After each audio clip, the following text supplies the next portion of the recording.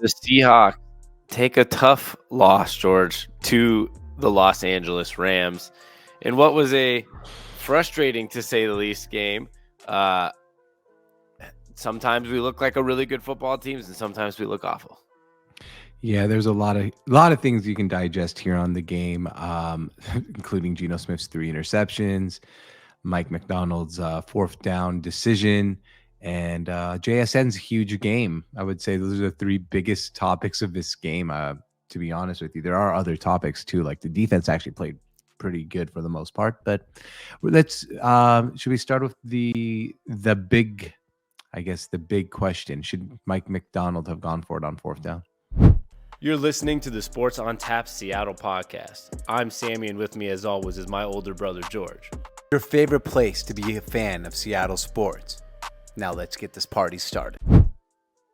See, I don't even know if that's the big question of the game. I'm actually in a belief that, looking back, I think that was a statement that he also trusted his defense. Like, if we don't get it, they'll get a stop. They got a stop on every single drive since this.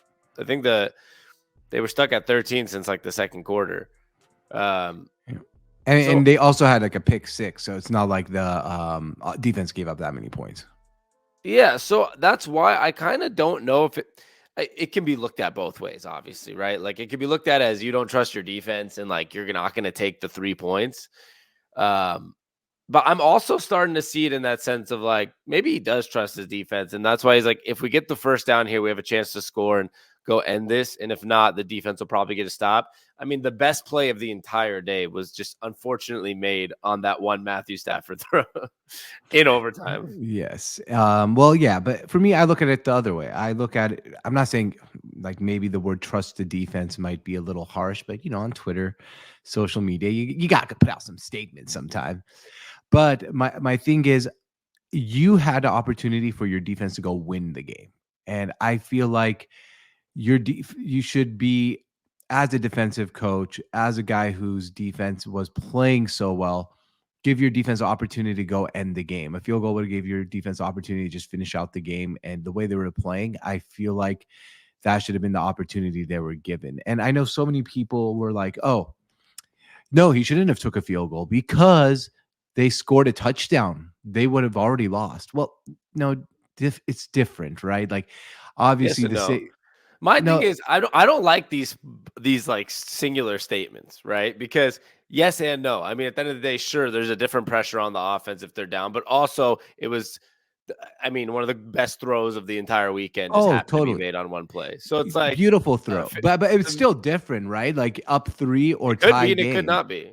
Just like going for it or not going for it could mean you're trusting your defense or not trusting your defense. Right. But I just find it funny that it's like, oh, it would have been the same exact situation if we were up 3. No, it would not have been the same exact situation if we're up 3. Like the offense would have played maybe differently. The defense might have played differently. Like, it's not, that's what I mean. I don't think like, oh, well, they scored 7, so they would have scored 7 if we were up 3. I don't think that's like a given fact that they would have scored Correct. 7. Yeah. So it's not a given fact the other way either. So like, that's where it's like, it's tough with these type of situations, because if you go for it and you get that first down, you're a genius, right? And you go score and you win the game. Like, wow, thank God they went for it. When you do go for it and it doesn't work out, now we start hitting these scenarios of like, you should have taken the 3, and then the offense is going to be different.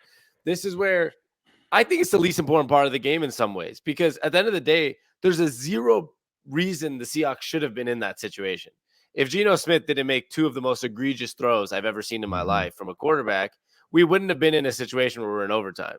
And I know he made a play to come back to take us to overtime, but I think there's so many more things that led to that point that make it like less important to me. Because if that defense, you mentioned this to start, which is important. The defense, actually, the one positive is actually played pretty well, right? Like, they looked really well. Outside of that big throw by Stafford, and there was a pick 6. They gave up 10 points then the whole game until the final play. Yes, I think 10 points, which is fantastic. Like against the Rams, I thought the defense played a really good football game, And yes, Geno made a couple of the worst throws I've ever seen Geno make as a Seattle Seahawks quarterback. I mean, I saw him make some of the best throws I've ever seen him make as a Seattle Seahawks quarterback at the same time in that game. Yeah, It was it's inconsistent. everything good and everything bad about Geno Smith showed up in that game. And yeah, it sucks. I feel like with Geno, sometimes he's just trying too hard to make the best, like to make that home run play. And I think that's what happened with 2 of those picks. And it sucks because I think you're right about one thing.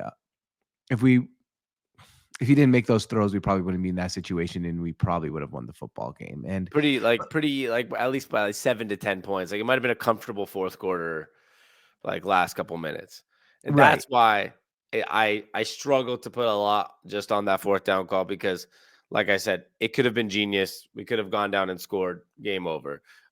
Same thing could have happened if we kicked the field goals. Matthew Stafford could have came out, made that exact same throw, and it could have been over. I just find it more disappointing that when your defense played as good as it was one of the picks wasn't Geno's fault, but it was 3 interceptions by your quarterback. It was Connor Williams making mistakes again, a snap over someone's head. It wasn't completely his fault, but offensive 50-50. line. I would give those snaps like 50% Geno, 50% Connor Williams. If there were a perfect snap, it wouldn't have happened, but Geno also took his eyes off the ball. Yeah, but I guess that's not even my point of it, whose fault it is. It's just that the mistakes keep happening. Like the offensive line in general, the mistakes keep happening.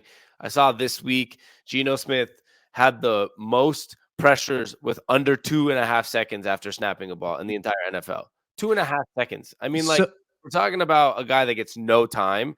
And when you get some time, you make those plays that you said, like, oh, he made some of the greatest throws, like to bring us back. But then he gets no time, makes mistakes. And we probably shouldn't have been in the situation we're in the game if he made it, even though he was under duress, and I'll give him that credit. You still shouldn't make those throws. No, he should not make those throws. My biggest issue is, I guess, in this game more. Yeah, that's fair. But I mean, God, I keep going back to that fourth down call because look, you just said something under duress, under pressure, offensive line 28th in rush blocking as well in the NFL. Like, yeah, we should have got we had 2 plays to get 1 yard. Yeah, but we can't block. Like, I know the analytics say it's a 14% better chance, but the analytics also aren't accounting for having one of the worst offensive lines in the NFL and a team that just can't block anyone. And we can't block anyone. And that, I mean, that goes back to just building the team. That's not Mike McDonald's fault. But I mean, as a head coach, and you see you can't block anyone and you really don't get any push on the offensive line. All right, I'm taking the 3 points. I think at the end of the day, like it's maybe unfair, but the pressure and the consequences, I think, always fall back to 2 people in the NFL, usually, unless the defense plays atrocious, and that's a quarterback and the head coach. And I put this game on both. And the GM. It's 3. And the GM. Yeah, I get GM is the team, not the individual game. But yes, the GM goes. It goes only back 17. Yeah, because there's only 17 games in the NFL. I feel like it always goes. I mean, last night people were tweeting about John Schneider's quote again, the one that O-linemen are overrated in the draft. Do you think he's changed his mind on that yet? Probably 8 years later. Yeah. So like, I don't know. I just felt like there's an amount of disappointment there because look, this division, we've talked about this multiple times. It's there for the taking. Like it's there. Like you can go take this division, but you have to win these division games. You have to win these close games. You have to execute. You have to not have 3 turnovers. You have to make the right decisions. Unfortunately, to win with this bad of an offensive line, your head coach almost has to make perfect decisions. Almost. I'm not saying he has to be picture perfect, but to win, you might have to make perfect decisions. Yeah. I mean, and obviously we didn't do that yesterday, didn't execute that way, but I'm still not that worried about that fourth down call. It is what it is. I mean, other teams would do it. Andy Reid would maybe do it. A Jim Harbaugh type of guy would maybe do it. It is what it is. It's the to go to your analogy there about coach, GM, quarterback. The blame goes on those 3 probably mostly than anybody else, regardless of that call or not that call. It's those guys because we've talked about this a few times. Mike McDonald does feel like he might have been outcoached a few times early on, and he's his first year head coaching, which is totally normal and totally fine. But feels like he's been outcoached a few times, and There feels like Geno Smith's also been inconsistent, and it feels like John Schneider's maybe not built this team as good as he once did, right? And we've talked about that really early in the season. Is John Schneider to deserve a little more, a little more judgment sometimes? I think the end of the day here, the biggest issue with the Seahawks team, and it's not like one person specifically or one thing, it's just that they're so inconsistent. I mean, you look at this team, they have quarters where they actually look really good, offense and defense. And then you have another quarter where they just completely collapse. It's not even game to game, it's quarter to quarter. Right. Which you could put that on coaching, you could put that on personnel, you could put that on quarterback play or whoever's running the defense. I think it's the offensive line because, like you said, Geno's under pressure. He has the least amount of time, and when you have the least amount of time, it results in disastrous plays. Yeah, I mean, offensive line is probably a good one to pinpoint some of this, the inconsistency, because he makes good plays when he needs to sometimes, and sometimes he just has no freaking time.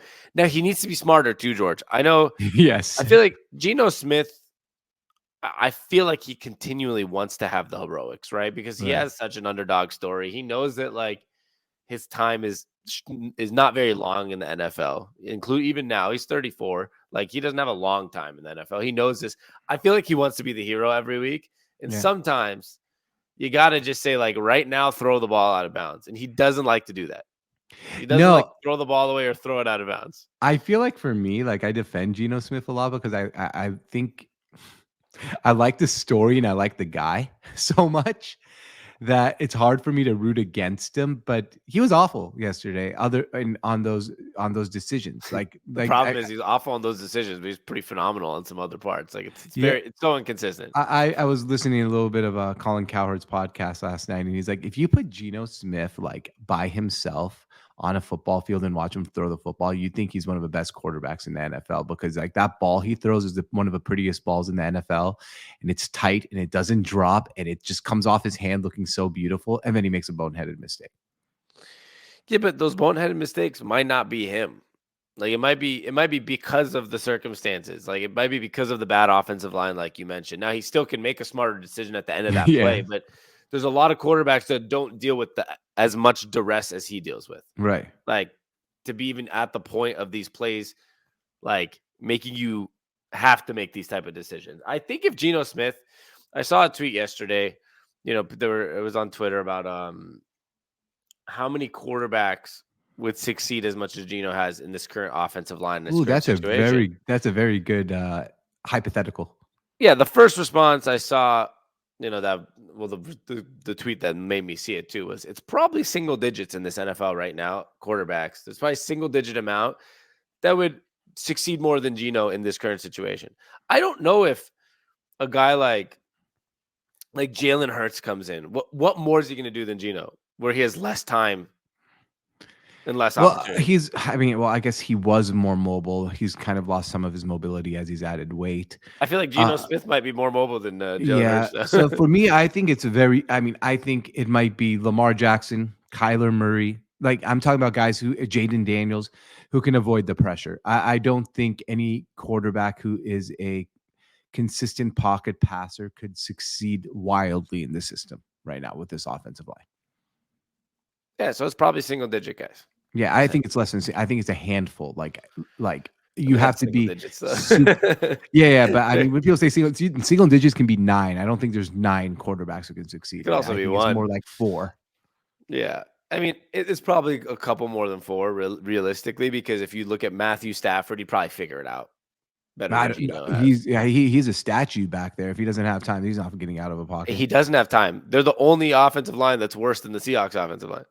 They worstly graded. So, and he still outperforms Geno a little bit because he's Matthew Stafford. I guess he just doesn't make those mistakes that Geno makes. Yeah. Well, he does sometimes. He's Matthew Stafford. Yeah, he does, but he's Matthew Stafford. He's better than Geno Smith. I mean, who are we kidding? No, I know. Of course, no, he's better than in a good or bad situation. He's better. I think we look at Patrick Mahomes, Matt Stafford, Lamar Jackson, maybe a Joe Burrow, who, I guess we're getting Josh Allen would probably figure it out a little bit better right now. A couple guys like that, even like a Kyler Murray, because he's super, super able to run around like crazy. Yeah. There's only 5-6 of those guys really that would come in and be better than Geno Smith. So it's like a weird in between, I think, for a ton of Seahawks fans, including us, because it's like, okay, Geno, you suck today, but Geno, we know there's not much better that we can do right now. Like, right. Which one is it? Right? What are you gonna do? It's Put both. Sam Howell back there? Let him throw 5 picks instead of 3?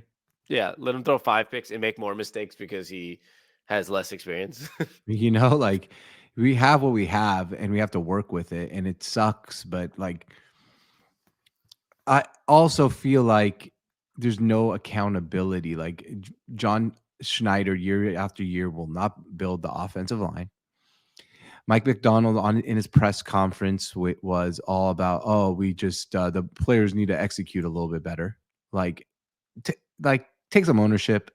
I don't know. I wish I kind of stuck on this like 4th down thing. It's not a big deal. They went for it on 4th down because like no, ownership. What is the coach going to say? Like, I shouldn't have gone for it on 4th down. no. I mean, he should have not thrown his players under the bus and be like, well, the players should have got 2 yards. Like, no, just like, all right, maybe in hindsight, like, I don't know. I feel like I just miss my problem with Mike McDonald right now, and I think he's going to succeed. You just have to give him time. I don't think he is just like a rookie quarterback, right? You have to take your lumps and get better.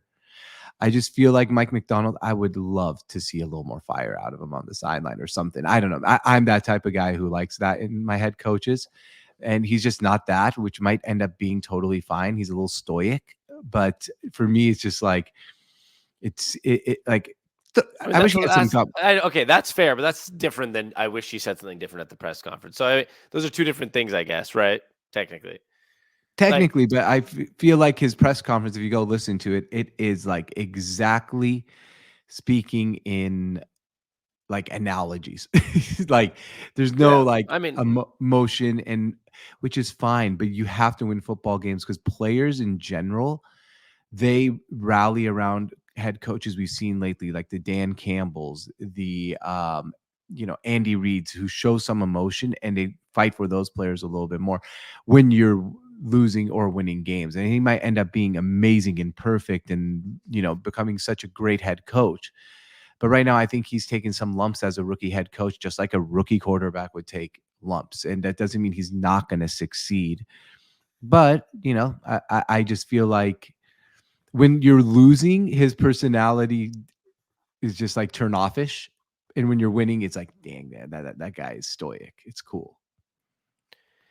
Yeah, it doesn't move me at all. I mean, like, I think there's different styles. Like Mike Tomlin, even though Mike Tomlin hasn't ever given like a smile at a press conference, or nobody's been funny super angry. But but he's never even been that angry either. He's very just like Mike Tomlin's very much like what Mike McDonald would be, I guess, like an AFC was it North head coach. Just freaking. You know what? I got it. He should just wear a chain like Mike Tomlin does. Like just wear a chain and then you add some swag there, and I won't say crap. He does have swag. I mean, at the end of the day, I like Mike McDonald's like he just wears Lululemon and like sits there and is Mike McDonald. I don't know. None of this stuff bothers me. Like I just think at the end of the day, all I care is that our personnel gets better because that's the most important. It's not. This is not a Mike McDonald problem. This is not even fully a Geno Smith problem. The team, the way it's put together, was 9-8 for what 3 years in a row with Pete Carroll, and all they've done this year was lose Bobby Wagner and add Ernest Jones now. And like, well, by the way, I liked how Ernest Jones played yesterday. Yeah, me too. We'll get to that in a second, but let me just finish that point. Is all we did was subtract some players, add some fillers, draft some people. And like really when I say add fillers, we just like replacement guys for the most part. We saw that Jerome Baker was a replacement guy. He literally got replaced midseason. And we kind of just patched together a team. Ultimate replacement guy. Yeah. What were we going to be? Like we weren't going to be an 11, 12, 13 win team. We were going to be an 8 or 9 win team, which we're still on pace to do. And if after a bye week, DK Metcalf gets healthy, some other guys get healthy. Hopefully Abraham Lucas is back. We'll probably still be an 8 or 9 win team. And we're in year 1 of a coach that hasn't even put any percentage of his finishing touches on the roster or on a team. So I just really struggle to judge a first-year head coach, his personality, his decision-making, anything, unless it's a disaster. Like when I look at the Tennessee Titans, yeah, they beat the Patriots this week, but Big win. There's been so many times this season where you're like, dude, they suck, right? Like or like right now, Antonio Pierce with the Raiders. They signed him after his interim head coaching. Probably not going to be the coach the rest of the year. They already fired half their staff. Like, there's no disaster right now with the Seahawks. No, They're no 4-5. They could be 6-3 if they, tightened a couple things up. I think the most important part is not Mike McDonald's personality, not what they did on fourth down. I think we talked about this a few times, is what's the end of the year going to look like? Are we going to be trending upwards in the last 4 or 5 games? Or is it going to be a team giving up and saying we're not a playoff team and a team kind of trending down? Because if you can go win 3 out of your last 4 games to end a season and kind of have a positive momentum, I think that'll really change the way we end up looking at this season long term. That's very fair.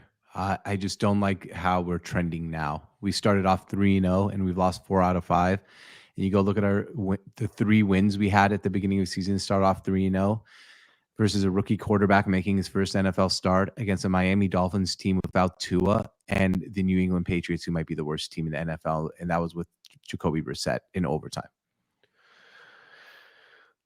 Yeah, our wins were not very good wins. I mean, like, I'm not really defending that point. My whole point is that, once again, how are we trending at the end of the year? Yeah, I hope we're trending differently than we are now. Because I think the way we played yesterday, with an exception of a few mistakes, we should have came home with a win and we would have been 5-4, tied for first place in the division. Yes. That's what's so weird about this year. It's so volatile, right? Like, we have a bye week next week, then we play the 49ers, then Cardinals. If you win both those games, you're probably in first place. Yes. So there's a big gap of seeing what's to come. But I will give you this, George. I think you have your right now, like a very serious right, to say, hey, some emotion would be nice. Maybe some accountability would be nice. I'm saying it doesn't move me, but I understand why you feel that way, because you feel like a team that's lost 4 out of 5 games and you want your coach to come out and be like, I can do better. I've made some mistakes, or show some moment, throw a headset when they don't call. The refs were pretty bad yesterday. Yes, not why we lost, but there were some really weird calls. Throw a headset. That's what you want to see. Chew some gum so you can throw your gum like Pete Carroll. Here's one thing I'm going to say, and this is how I feel. I don't believe full-heartedly Mike McDonald is the guy, and I don't believe full-heartedly Mike McDonald is not the guy. I think we are still in trial time. That's all I'm saying. I'm rooting for him to be the guy, because having to go get a new head coach and restart is the worst thing possible. I want him to succeed. But I am through now 9 games, neither on the side of I am full-heartedly believing in Mike McDonald or full-heartedly not believing. I want to see the rest of his season so I can make my decision if I believe in him or not believe in him. Yeah, I mean, I guess I agree with that, but what would, I think, being the head coach for the next 5 years is like the hardest thing to earn in the world. Like, what I know, it's so hard.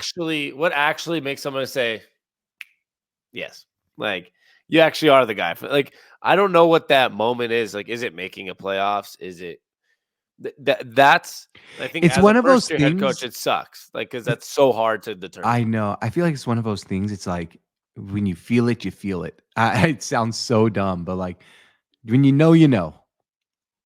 Yeah. I think he is going to be the guy, at least for I the next hope he 3 to is. 4 I'm rooting years, for him. because I'm really rooting for him. the defense is coming together. It's not his personnel. The Seahawks are not a stupid organization. There's a lot of stupid organizations out there. Seahawks are not one of those Facts. stupid organizations. And that's really important, because stupid organizations would be dissatisfied with the coach after 15 games and fire them. A stupid organization would have fired Pete Carroll after they were, I think they had 2 losing seasons in a row. They made the playoffs at 7-9, but a stupid organization would have been disappointed eventually and fired somebody.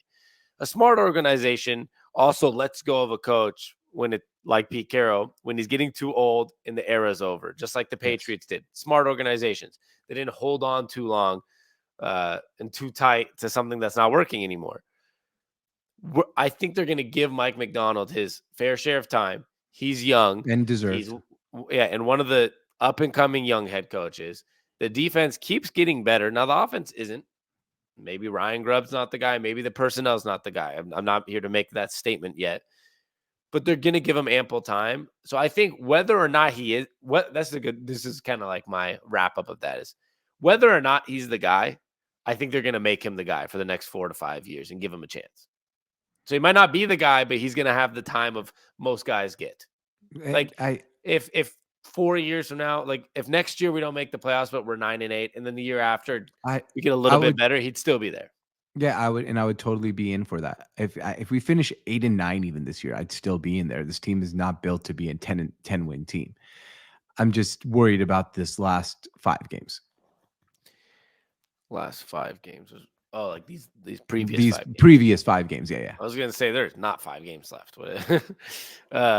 Well, yeah, I guess we'll just see, man. But I'm full-heartedly rooting for him. I don't like having to fire head coaches and restart. I don't like anyone getting fired anyway. I mean, this conversation is ridiculous to have right now. Anyways, he's not gonna get. He's not even close to getting fired. No, I know. I'm just. You're saying it as if like he's not the guy yet. Like it's been 9 games. Like nobody knows. Even the organization doesn't know. Like he's not getting fired anytime soon. So it's not even it's really not even a. What's the word? It wouldn't even be a consideration this year by the organization. It's not. He's not Dennis Allen. Yeah. I mean, Dennis Allen finished last year too. Yeah. Well, he just got fired this morning. That's why I know, but Dennis Allen did not coach 9 games in one season. He was there last year. He's been there. And the year before. Yeah. So no one gets fired 9 games in. So, or no one even gets, it's not even, that's why I'm saying it's not a topic. Like, it's not a topic. I'm just, yeah. Like at the end of the day, they need to just make better decisions at the quarterback position, maybe coaching, take some accountability or not go for it on 4th down in that type of scenario. And we got to just make some better plays because we could be in first place or tied for first place today. And instead we're in last place. And if that happens the next couple of weeks after this bye, we'll be far in last place. Yeah. The bye week has come at a good time. Yeah. George Fant got hurt again after the game and Kayvon Wallace got hurt and DK was out. Like it would be nice if we can come out of that bye. Couple more offensive linemen back, DK Metcalf back, the defense kind of shoring up and maybe have some cleaner football. Yeah. Last thing I want to say is shout out to Cody White. That's it. Yeah. Shout out him because we were like, who the hell is that guy on the field? And then the block punt and then another big catch. It was nice to see. I hope he earned himself a roster spot for the rest of the season. I mean, I guess he might have not just because yeah, he might not have, but I hope he did because I was happy for him. Yeah, it was cool to see. I mean, and especially considering the fact, mid-game I looked up his his statistics, right? And it's like he played 15 games for Pittsburgh in 2021, 5 catches for 33 yards. He played 1 game with 1 reception for 2 yards in 2022. And then 2024, 2 years later, 2 receptions, 44 yards, and a block punt, which was cool. He might have played more snaps than that, but I'm just talking about he might have played special teams. Those are his only offensive snaps that he logged. You know what I mean? Yeah, totally. I'm sure he played some special teams. He wasn't just out of the league for 2 years. He looks like a special team savant yesterday with his block punt. Block punt. Well, he looked like a wide receiver yesterday, actually. I know that. A good wide receiver. Well, we'll be back later this week, probably in the next day or two. And George, I gotta head out, so it's wrap up time. All right, it is closing time. Okay. I thought you were gonna sing closing time. That's what I was thinking of. I just got it wrong. Well, it all works. You got anything else? That's it, man. Well, if you guys want to support us, check the links in our description. We got some betting apps that are legal in Washington State. Check that out, and you can follow all our social medias down below in the description. And we will be back in the next 24 to 48 hours. So stay tuned. And, George, what we like to say. Thanks for stopping by. Peace. You're listening to the Sports on Tap Seattle podcast. I'm Sammy, and with me, as always, is my older brother, George. Your favorite place to be a fan of Seattle sports.